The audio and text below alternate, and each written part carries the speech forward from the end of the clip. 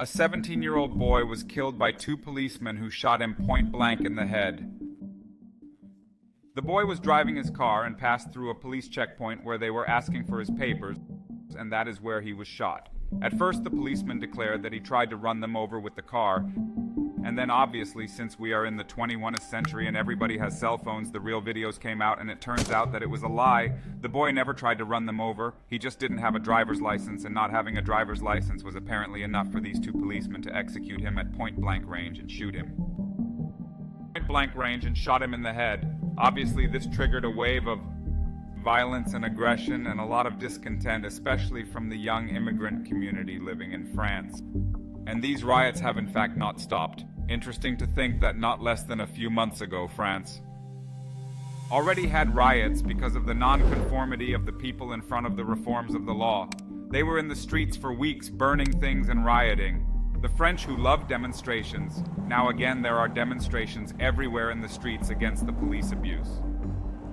But really what this event reveals is the profound lack of integration that exists for migrants in France.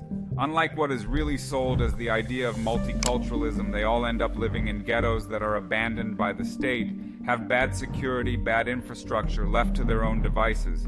They arrive all these desperate migrants looking for jobs. They enter many times illegally and without infrastructure, and they are simply abandoned to the hardship of the European way of life.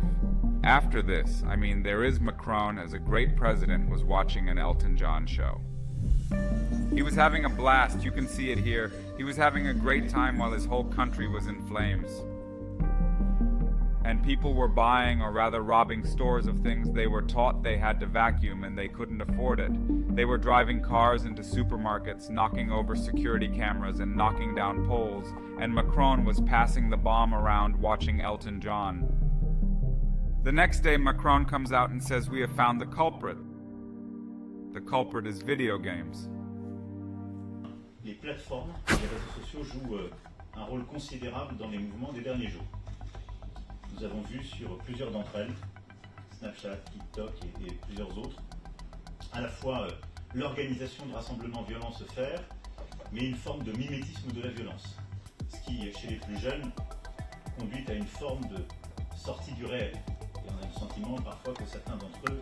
And he decides to take away access to TikTok and social networks, and to restrict the use of internet for the neighborhoods where there were riots.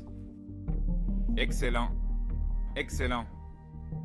Okay, so the real culprit of a 17-year-old kid getting his head shot off because he didn't have a license is the fact that you have a little farm with animals and you're there exploiting or catching Pokemon, and it's your fault. If you weren't so worried about Pokemon, maybe you wouldn't be so violent and you wouldn't have detonated a potential in...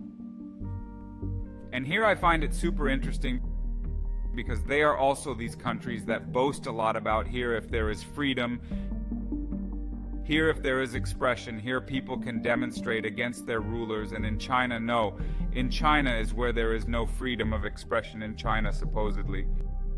And here the police shot the head of a 17-year-old kid. It is the fault of video games and censorship on the internet.